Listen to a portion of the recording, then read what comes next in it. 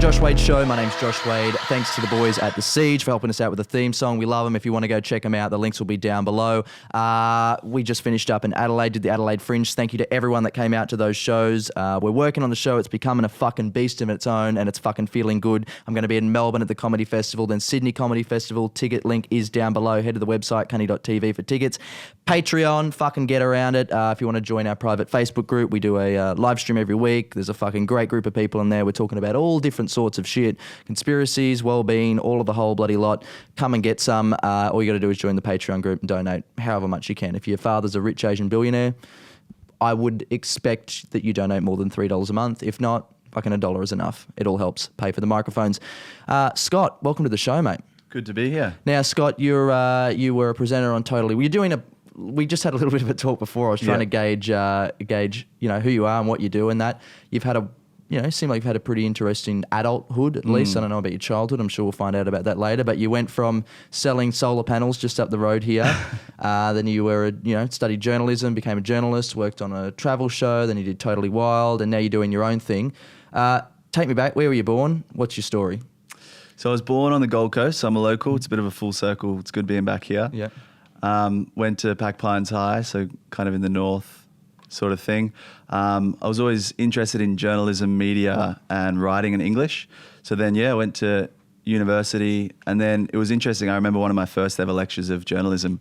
The professor was like, "I'm going to go around the room and ask you what everyone wants to do, but you can't say travel presenter because that's so cliche." But I said it anyway, and then within a year or so after uni, I started hosting a travel show, did that, and then kind of I've had this parallel journey of media, TV, presenting, journalism sort of thing, and business. So like I've worked on a few different businesses, had some successes, some failures, all that kind of stuff.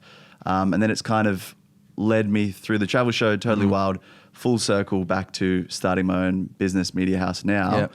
And my own show. So it's kind of been a full circle sort of thing. That's very interesting, because that's literally what's going on with me in my life. Like I led down one path with, I guess, wanting to be an actor, comedy, presenting, and now it was always, I realised the whole time, I suppose maybe for me, I was always running this as a business anyway, but it sort of came full circle as well, and it was like, well, maybe I just like the salesman side and the business side of it more than putting myself out there constantly. Now today we're talking a bit about business, a bit about personal branding, positive psych. You said positive psych before, and I said, what the fuck's that?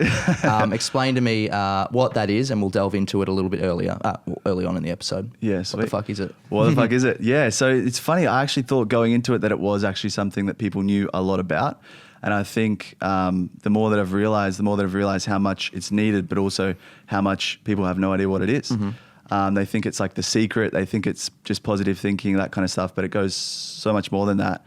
So basically, to take you back, traditional psychology for a long time was just all about taking people who, if you look at it like a scale, there's like 0, which is just getting by, -10, which is you're pretty fucked up, +10, which is you're flourishing, so you're going really well. And psychology was all about getting people from -10 to a 0. But there was no focus, there was no money, there was no research, there was nothing being done in terms of getting people who are just getting by okay and getting them to flourishing. So like whether that be success, businesses, getting them to that level that they can reach their goals and their dreams and do things. But it's also, as well as the individual level, there's also looking at countries and the well-being of countries, boosting that, looking at companies like corporation psychology, and then there's sporting. So there's looking at elite athletes and how to get them to that next level, because I think obviously there's a massive focus on physical, but a lot of the time we forget that so much of it comes down to the mental game, and that's what sometimes gets people from one level to the next. So that's positive psych, essentially. All right. So a theme that I'm exploring a lot in my show this year is, I guess, very similar things. So I guess most people probably understand what positive psych is. I just think they've never heard it wrapped up in that box of positive psych. But a lot of things I'm talking about in my show this year, which I'm interested to hear your thoughts on, is in a world where everyone obviously, I think almost our mental health, anxiety, depression, it's almost part of the human condition. We all feel a little bit nervous. We all feel a little bit sad sometimes, some worse than others. Do you think that with the world around us and the things that, I'm also, before I say this, a very firm believer in, it's not someone else's fault. Never blame it externally. Yeah. But in a world where we have 9/11s and just, fucking insane pop culture, music, film, television, all these different things which somewhat influence culture and hack culture and change culture. And I would say some of the time for the, not the best.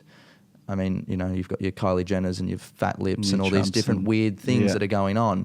How do we move forward and get past those hurdles that are sort of shoved in our face, whether we like it or not, constantly over and over again? I think, and you touch on a really good point as well in terms of how everyone has aspects of, you're sad sometimes, you're anxious sometimes. And I think one of the biggest things about positive psychology is to realize that that is okay as well. So it's like, it's not saying you have to be positive 100% of the time. You can't be sad. You've got to still feel a full breadth of the emotions and that kind of stuff. So I think that's a really good point.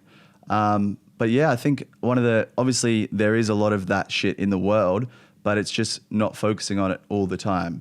So it's also putting your emphasis and your focus on the good things and good things that are happening, as opposed to dwelling and living in the shit. It is still there, and it is important to acknowledge that. And I think we need to do that in order to move past it. But it's not dwelling there; it's moving past it and looking at what can we do to change things, what can we do to grow.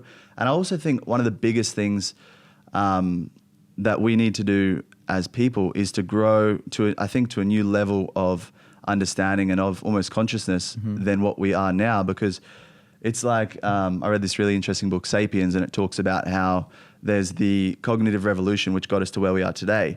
And I think for the last however many thousands of years we've been at a certain level. Obviously we've been developed in agriculture and whatever else, but I think it's now time that we need to push past that and move towards a new level of understanding and consciousness, which is where I think positive psych, spirituality, all of these kind of things can help us grow and develop more empathy. And I think that's going to be a really big and important way to move past all of the bullshit that we have to face. Yeah, I know. I've read something similar where they've mentioned the same concept, that there's been every sort of revolution, but there hasn't been a revolution amongst us, really. There seems to, look at what we've done with technology over the last 20 years and where it's going. And obviously there's a lot of scientific developments upon us, but we're still in the same place. No personal everything revolution. else has grown around us, and we're now thrown into this world where it's like we're still these monkeys just running around. We're not ready. No. So I think we need to get, and I don't know the exact answer of how to get there, but I think it needs to be done. And I think almost we are in a place where it is starting to happen. Like things are moving slowly in the right direction. Maybe it is a small subset sort of thing, but I think that's what needs to happen in order to... It's the beginning. I was having a conversation with a friend last night, and they were talking about this Uber rating system and how you can now see on Uber what your own rating is, right? It's fucking Black Mirror. Yeah, that's what he said. He said, this is the beginning. And I went, it is. It really is. Like, this is a normalization of, whether it be just us, how long it takes us to get into a cab and if we're good in the car at the time. I can see the total possibility of us entering a world where we are all rated on a system and other people that have interactions with us rate us upon things which will determine, what type of, relationship we can get into, what sort of job we have, et cetera, et cetera, et cetera. And there may be some positives inside of that. I don't want that at all. No, but maybe, you never know, it could end up motivating some people, but I think as a whole... But this is, if other people are rating each other, I mean, I've met people before that I think are absolute fucking cunts, and they're probably great people, but I just didn't fucking jive with them. Yeah. So that's it. So how do you... But it is interesting to see that we are moving towards that, and it's almost like these shows, things like Black Mirror, are predicting something that could possibly happen. Even like there was one where everything you see gets projected, and it's almost like an image of what you see gets projected and other people can see it. That's just Snapchat. Like what we're doing, we want to film the cool shit so that we can show people what we're doing when it's cool and we think it's good. But imagine if you had like a contact lens or something that people can watch live stream what I'm doing right now. Yep. Like this is it. Watch the Scott show. That's already it. Yeah. That's already there. The technology is available. It's just in that structure. Yeah, it fucks me up. I mean, I never really watched that Black Mirror show. I only watched one episode the I other watched night. the first episode and I was just like, nah, I can't do it. It was just too much. And then It's not even predicting. It's critical thinking. And you Yeah. go, oh, okay, yeah. If we are to continue down this exact This is same where it path, will this take is where us. it will take us. Yeah. That's how they wrote it. That would have been the goal in mind. yeah, very smart. Very Anyway, interesting. I was stalling. How did you get on fucking Totally Wild? I love that. Oh man, it was a bit of a random journey. I don't think it was like a typical one by any means. As I said, like I started off in business. I had a business with my mate doing PR and marketing. Had this crazy adventure where we started a business doing RTO, like marketing for RTOs. We ended up doing marketing for all of the RTOs in Australia and some in New Zealand. So it had a massive office and all that kind of stuff. Government legislation changed, so that went to shit. So I was kind of like, yeah, I'm going to give the TV presenting thing a bit of a crack. Happened to meet a producer for a travel show, got onto the travel show, did some really amazing things. Like we traveled around Taiwan, New Zealand, South Pacific, all that kind of stuff. Then I landed back, decided I would go to Sydney for a while and kind of have a crack at that, try and see if I could land something there. And then just saw an advert for the Totally Wild thing online, jumped on it, didn't think I would get it, went traveling with my mates in Bali, and then from there found out that I got it, and that took me to Adelaide, and I've been there ever since. Oh. Yeah. Oh, okay. Yeah. So the funny chat we had about your love of funny Adelaide. chat, yeah, about how much I love Adelaide. Radelaide is a great city. The people there are great. I just think it's got some work. It needs. It was just walking down Rundle Mall at 11 o'clock on the first night of the Fringe and going, there's nothing open. This is the second biggest Fringe festival Try in go the shopping world. on a Sunday afternoon at like 3 p.m. You It was can't do all it. shut. Everything's I couldn't shut. believe It's a it. ghost town. We've got and you went in March, so Adelaide has March where everything goes off. Rest of the year, it's hibernation. You literally cannot see a person. Yeah, it is actual real Yeah. Pyongyang. So yeah, exactly. It is like I call where we are, where this office is Pyongyang, but that is actually that is Adelaide. fully And then Pyongyang. we've been back here for 3 or 4 days now, and it's just completely different. It's just a different kind of. Do you know what I noticed about the Gold Coast? And I said this when I was in Adelaide. I went, look, I love this place, and I'm so happy that I moved here.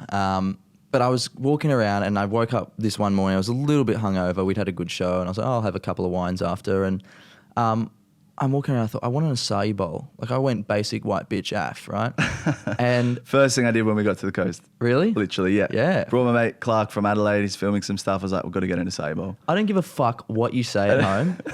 It is fucking breakfast dessert, all right? Yeah. It's fucking the greatest thing Yeah, on earth. and it was like a charcoal, peanut buttery, Yeah. some fancy thing that's been created since I've been gone, so it was even better. Yeah. Yeah. They've gone nuts with it. Like a bunch of Yeah. stoners in Byron have It's just absolutely like, fucking what else could we devolved do it. to Yeah. make this the best shit on earth? Yeah, and then they sell it as it being healthy, and you're sitting there, and I'm reading like online. I'm like, 600 what grams of sugar. fucking hell? Yeah, it's insane. It's insane. Anyway, couldn't find it, and I went, Jesus! For the first time ever, I went, I actually live in a bubble. Like the Gold Coast is such a different place to everywhere else, and Yeah. I think it's totally normal now. But when you leave here, you go, there's something different about Yep. this place, and it's bizarre. But finding that when you travel a lot, did you see that 100%. anywhere else? I feel like that is one of the best things about traveling because it takes you out of that bubble. Mm-hmm. So you're continuously looking at it. It's like you're in a fishbowl, and by traveling, you get taken out of the fishbowl, put somewhere else for a while, then you get a better perception of what you're looking at again. Mm-hmm. So then when you come back, it's kind of weird, and it's almost like you've changed, but no one else or nothing else has. Right.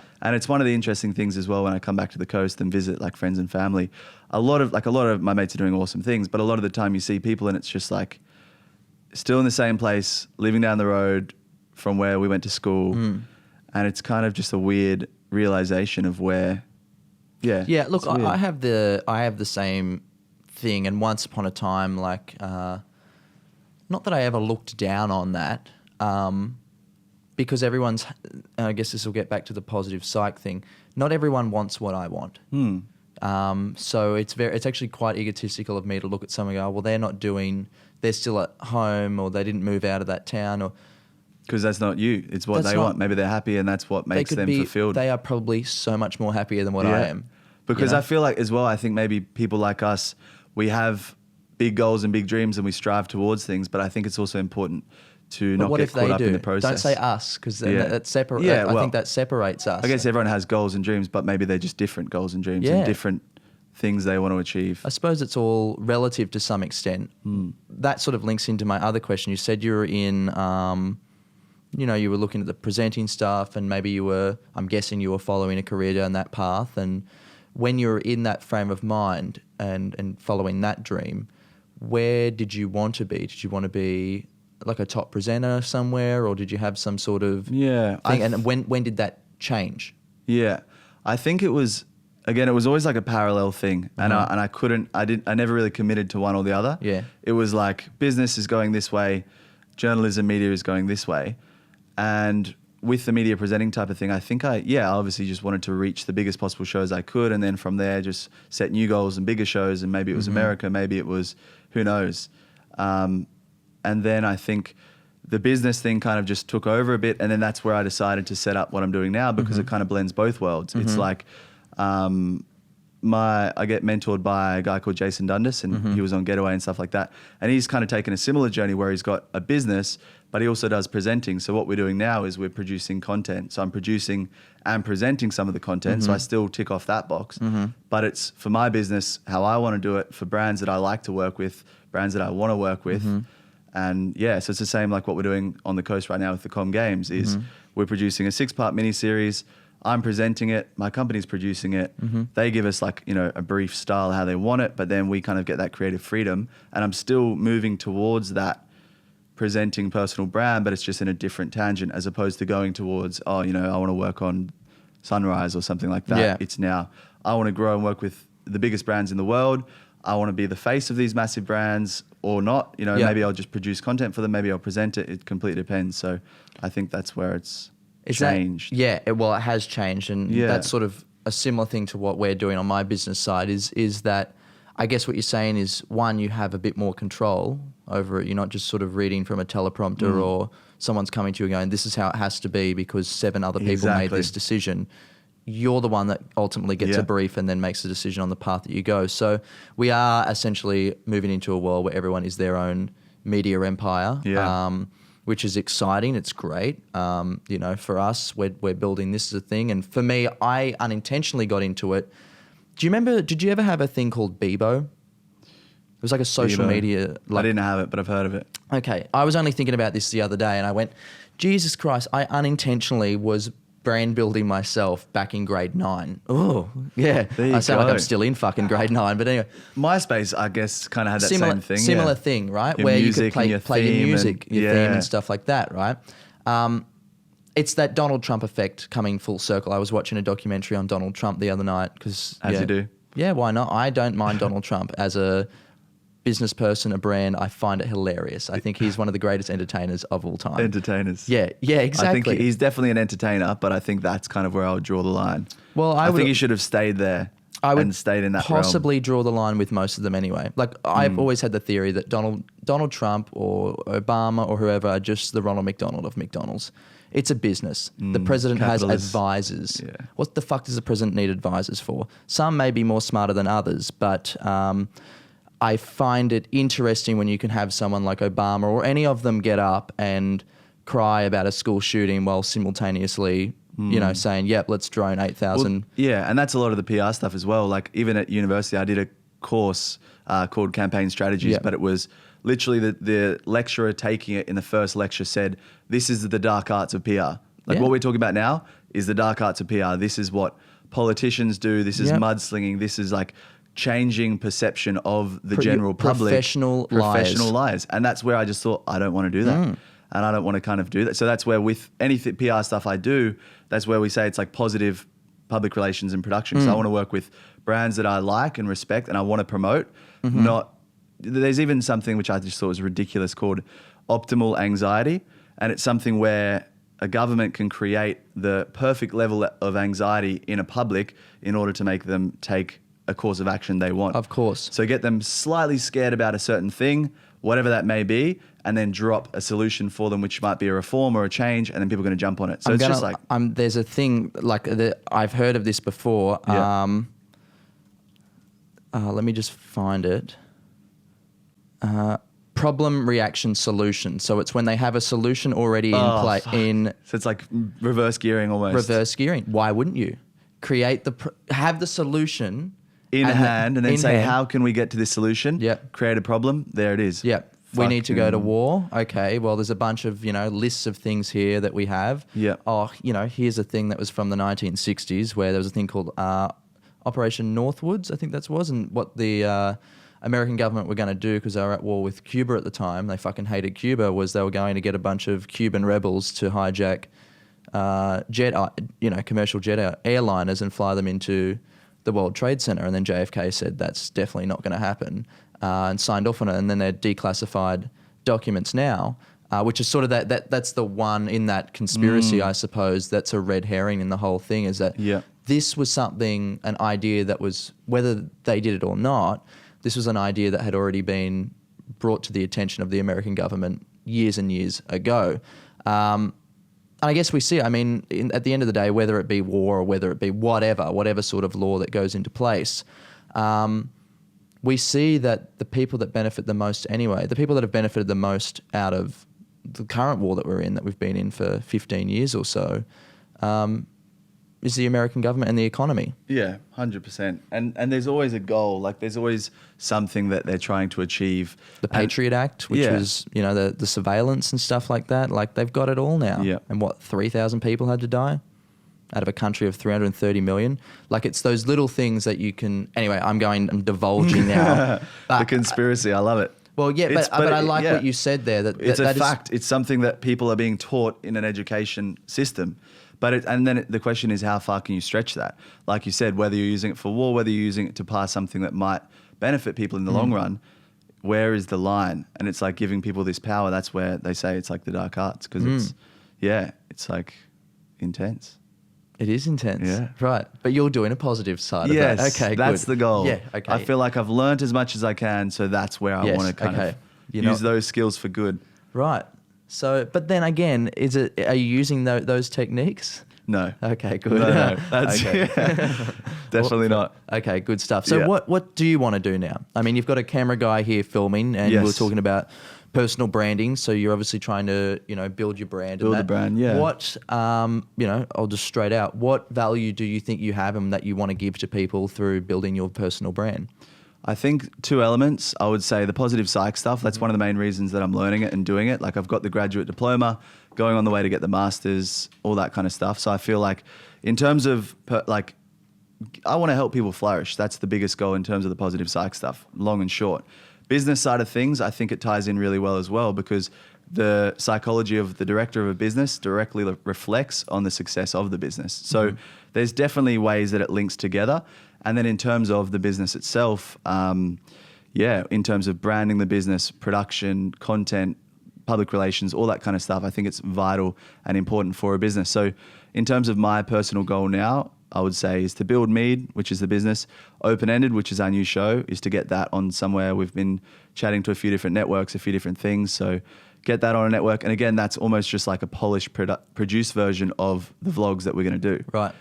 Which is targeted for a more mainstream, traditional media approach, as opposed to the vlogs, which is this kind of stuff. Like, in the moment, what are we doing? What can we learn? It's like taking away all the polished stuff that I've been doing for the last few years, stripping it back, making it raw, and showcasing that, and hopefully inspiring people, and so people can learn things or be inspired or take something away from that for their journey and for what they're doing. Sure. So you're doing the open-ended show. Why do you want that to go on? Same goal. Exactly the same goal, just on a bigger platform. Okay. So Open Ended itself is a lifestyle show with purpose, all about adventure, success, and well-being. So I've also started a magazine which links in with the show. I've got writers like across Australia doing different feature articles, that kind of stuff. And again, it's inspired by the goal to ignite human potential. So same thing as the vlog, but just on a bigger scale, more professional, on a bigger platform. If we can partner with something like Vice, Netflix, get some Rupert Murdoch money up, yeah. Get that, why not? Why not? He's got heaps to give out. Yeah, send him my way. Yeah, that's all right. Oh, okay, that's great. So, when are you hoping to get that? It's all done, isn't it? So we've shot the pilot, So we were in China late last year. Yeah. It was a bit of a random thing. I went there. A mate of mine who works for Eurosport teamed me up to host a professional cycling race. I know nothing about cycling, so it was a super random experience. But I traveled all around the Tibetan Plateau hosting this race and filming a little bit of stuff, but this was just by myself, so I didn't have any crew or anything. And met some officials, met China Tourism, kind of pitched the idea to them, and then they brought us back to actually shoot the pilot. So Linky and China tourism sort of thing. So Rupert Murdoch's ex-wife was a Chinese spy. oh, there you go. Yeah, so there it's all linking in. Sold. The Chinese government, Rupert Murdoch. You are in the fucking dark That's arts, it. aren't you? I've worked you out. The truth comes out. Yeah. Exposed. Love it. Nah, that's cool, man. Good stuff. So there's a lot of things on the go. But what was it then? So obviously you seem to have a passion for wanting to ignite people's, personal development and get them flourishing. And I guess you would say that you feel like, you've got to be on some positive level yourself and feel like, I'm on some definitely. good shit right now to be able to go and do that. What was it that took somewhat of I think ego's great. I totally am like, we have to have ego to do it. And obviously this is to build a personal brand, but what did it take for you to go, okay, cool, I can simultaneously build my own brand and do my own thing, but want to help other people? Because a lot of us are living in our headspace where it's Just woe building is the me, brand, and yeah. not just building the brand, but just everything that we do in life is a self-serving thing. We've lost that empathy for others around us. What changed, or have you always been like that, or what was the catalyst? I think I would say something definitely changed. For a long time, I was self-centered in terms Yes, we of all what I want to do for me and my goals and my everything was about that. And I feel like that was I feel like in a way almost that's what was driving a lot of my Media stuff? yeah, in terms of the presenting, wanting to get on a bigger show and a bigger show and a bigger show. Yeah. There was no purpose to that other than just to get on a bigger show. Yeah, yeah. Like, what is that achieving really besides a self-fulfilling ego And approach? a fun conversation, I guess, when you meet someone. Just, I'm on TV. Like, people love that. Cool. Yeah. But I think, so that was it for a long time. I don't know if there was any moment where I've read a lot of self-development books and, spirituality, and I got into meditation and travel, I think, opened my eyes to a lot of that kind of stuff. And I think throughout that process, I realized that I wanted to have, like Tony Robbins says, the secret to living is giving. And I feel like a lot of my life, there's nothing that I was doing for, it was all the ego, it was all for myself. So I wanted to find something that was that. And then as well, I had this passion for the psychology, mindset, mentality. I was super fascinated and interested. And I found I spent all of my personal time researching and learning about this kind of stuff, which is what led me to study positive psych. So I was like, man, this stuff fascinates me. How can I blend this into my life? And then I think by doing that and finding that and then realizing that that can actually have a positive purpose by helping other people, I kind of just melded it all together and that's kind of where I am now. And then the more I learned about positive psych, like there's this thing called PERMA, which is one of the main things they use. So it's positive emotion, engagement, relationships, meaning and accomplishment. So they're like the main things that you need to tick off in terms of having well-being and increasing your well-being. So that was one of the things. And I realized, where is my meaning and accomplishment and giving back, that kind of stuff, having that purpose. So then it all ties in. And that's where I think Open-Ended has that potential. If it can get to where I want it to go, I feel like it does have the potential to do some good as opposed to a lot of shows which are just, space fillers or Just to make money on make ads. money. If it reads, it bleeds sort of approach. Yeah. Okay, cool. So I guess we're living in a world where I know we spoke about everyone being their own media empire now, where everyone's producing content, whether you like it or not at home. If you post a photo on Instagram, you are essentially a media. content creator. So, and I've heard a lot of interesting theories of in the next 10, 20, 30 years that, the need for, it will never die, movies and stuff like that, but the need for television and short form content and YouTube everyone will be a content creator and will be consuming more of each other's content and less of Definitely. The highly produced sort of stuff, which I found was a very interesting thing. But as we move into that and we move into this world where everyone is a personal brand, and I mean, we see it all the time. We see the fucking Instagram entrepreneurs and all this crap, how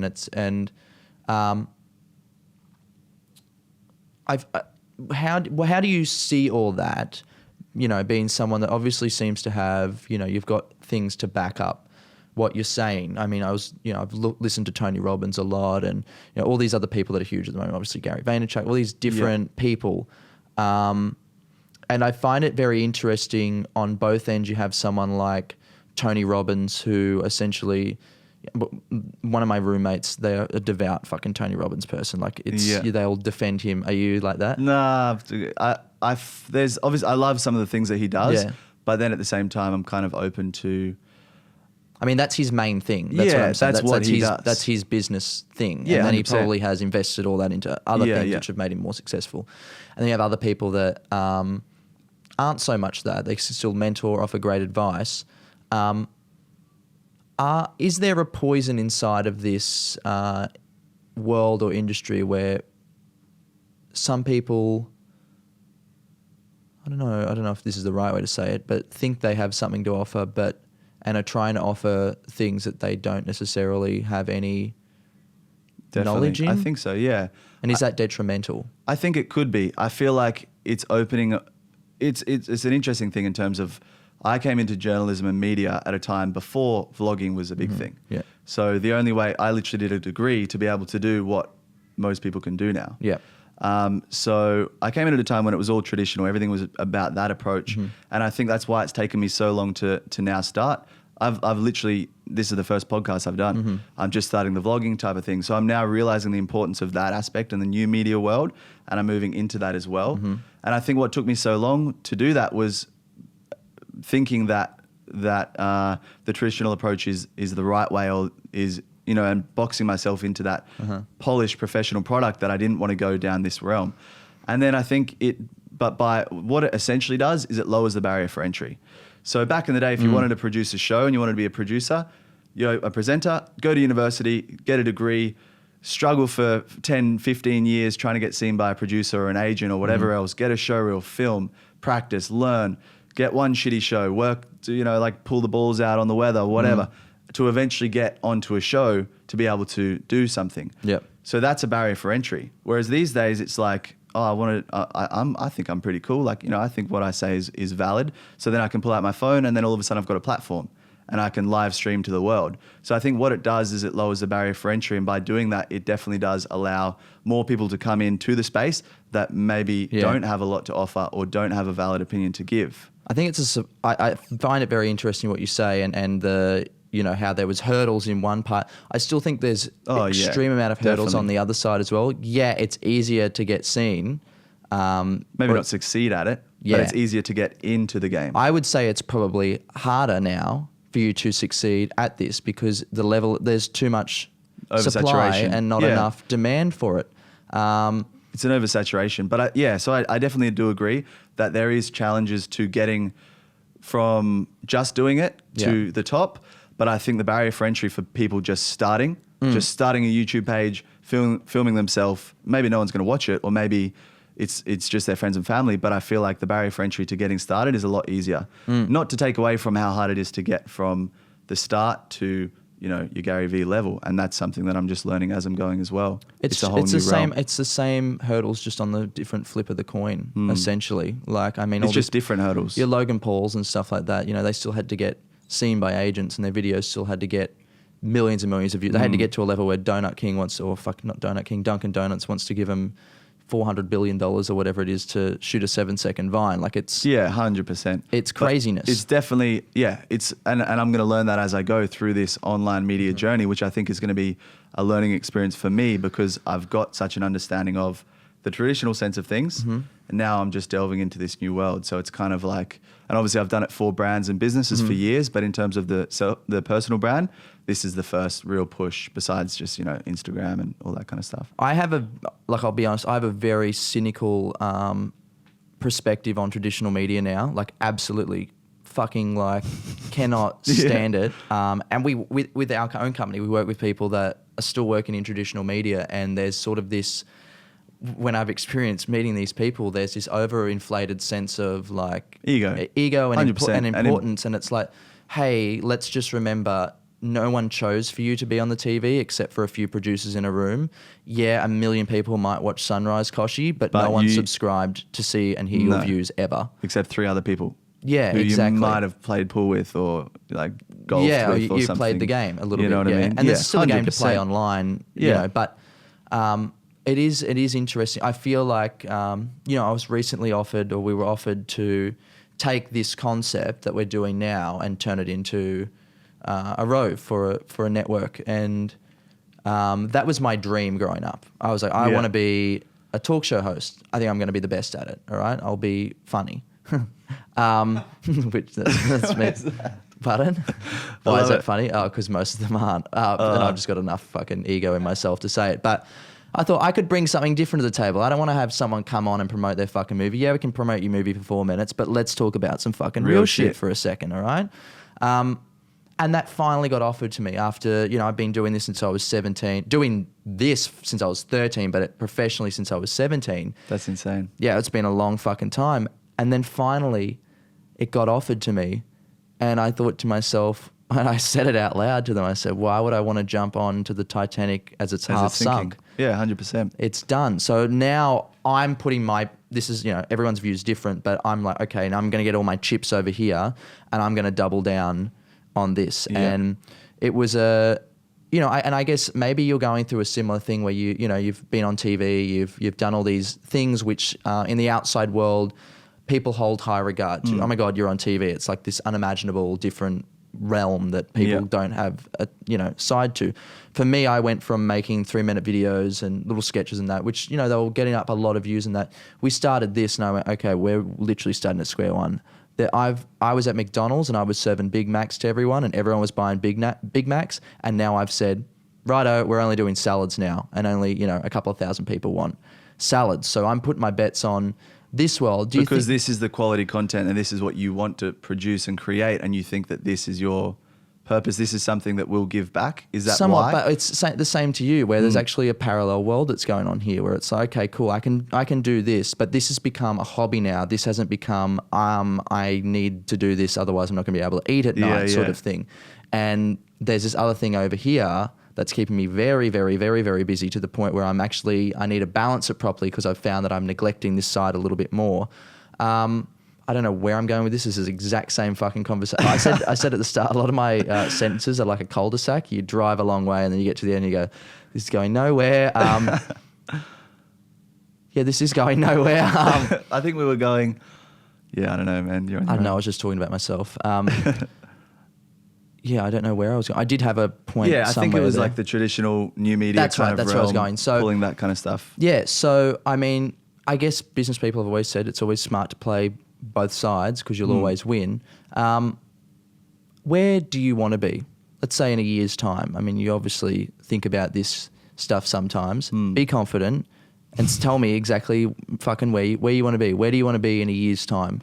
I want 100% Mead to be a massive company, organization, the media house. I want to be working with, I'm already working with some of the biggest brands in the world, which is incredible, but I want to continue to do that, grow that, build upon that, have a team of people, have an office, or I've got an office, but have a big space where I can, do this kind of stuff, create this, but also be working with the biggest brands in the world. I've also written a book over the last 3 or 4 years, so I want to get that published. I'm working with editors at the moment, so I want to try and get that published. Open-ended on Vice or something like that, pumping out new series, pushing that out there, and essentially just focusing on that, as opposed to diversifying too much. I feel like for a lot of my career, I've been like, a little bit of this, I'll get that to here, then I'll go here, then I'll go. Yeah. I feel like I know where I want to move now, and I'm on the right path. Okay, and cool. Things are in motion. It's just following that path and not getting distracted again. So you're happy? Yes. You're doing your thing. Yes. All right, here's a loaded one. Here's the one to sell yourself. Yeah. Why are you different? In terms of personal brand or business, or Just this whole thing. What sets you apart from everyone else that's trying to do the same thing? What do you think anyway is your difference? I think learn experience things that I've done, in terms of the fact that I've gone from having absolutely no money and being brought up with that hard kind of life, and I've grown from that and learnt myself how to get to a place where I can achieve things, and I have been able to achieve goals that I've set in terms of TV, business, had a great business, went on, I've ticked these goals off. Along the way, I've had some incredible, intense, insane experiences, and I feel like all of that combined, plus with the traditional sense of, the education, I'm trying to tick off those boxes as well. So I've got the credibility from that sense, getting the masters in positive psych, having the experience building different businesses, working with these big brands, having the personal business experience, but also the experience of coming from hardship to where I am now. I feel like that gives me a good platform to enable to give that to other people. All right. So you're not just talking shit out of your ass. No. We just wanted to get to that fucking thing. Good. Okay. Well, I'm glad you're doing that. Give us a plug. Where can we find some of your stuff and whatnot? Yeah. So Mead Media, jump online. Mead.media is the Instagram, or Mead. MEAD. MEAD.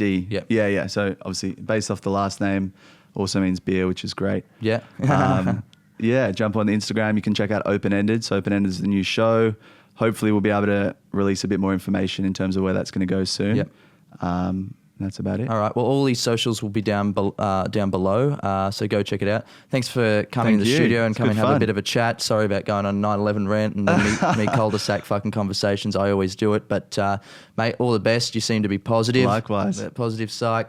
Got a bit of vibe about you, mate. And I'm sure we'll see big things in the future. Anyway, thanks for watching Conspiracy. Oh, it's not Conspiracy. Oh, fuck. That's all right. It isn't I'll keep it in there. Fuck it. You know what show you're watching. You fucking got to the end. I'll see you next week.